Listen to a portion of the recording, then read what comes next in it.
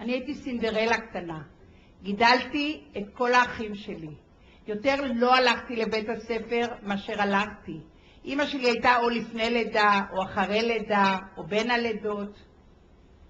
וכל יום שישי שהייתי ילדה גדולה, אבא שלי היה לוקח אותי מהבית בנווה צדק, לשוק הכרמל, ממלא 2 סלים גדולים, הייתי גוררת אותם הביתה, נשארת לעזור לאמא שלי לבשל ולנקות, ואני זוכרת ילדות נפלאה, כי אני חייתי בעולם של דמיון.